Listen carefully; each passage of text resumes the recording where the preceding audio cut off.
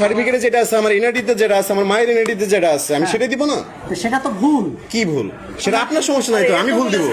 NID ভুল হয় না মানুষের, এনআইডি ভুল হয় না, আপনার ভুল হয়।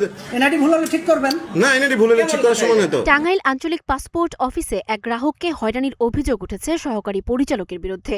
ভাইরাল এক ভিডিওতে দেখা যায় গ্রাহকের মায়ের নামের বানান নিয়ে আপত্তি তোলেন ওই কর্মকর্তা।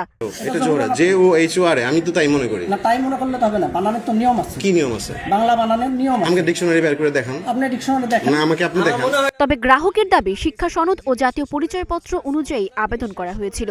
সব প্রমাণ দেখানোর পরও সমাধান না হওয়ায় বাকবিতণ্ডের ভিডিওটি এখন সামাজিক মাধ্যমে ভাইরাল। অ্যাকুরেট না। কেন accurate আপনি না? যেটা মনে করতেছেন যে এটা অ্যাকুরেট, আমার এমপ্লয়ি ভুল ধরছে মানে এটাই রাইট, এটা আপনি তার পক্ষপাতিত্ব নিচ্ছেন। এটা বাংলা যে বানানের নিয়ম, রস্যু জন্য ইউ ব্যবহার হয়, হ্যাঁ এখানে ইউটা হবে। হ্যাঁ, এনআইডিতে আছে হচ্ছে JOHORA।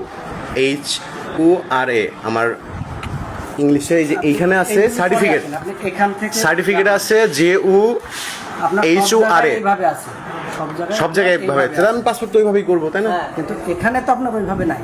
কোনভাবে? এইটা উচ্চারণ করলে আপনি কি পড়বেন? এখন তো আমার তো ইংলিশে।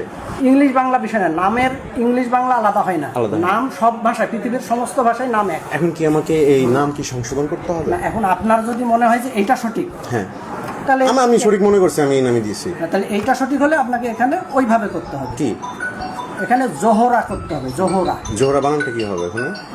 জ ওকার হ ওকার দিয়ে করতে পারেন, জ হ র আকার দিয়েও করতে তাইলে তো পারেন। ওরা ভুল হয়ে গেল, তখন বলবেন যে জহ দিয়ে করছেন, জহকার জোদান নাই।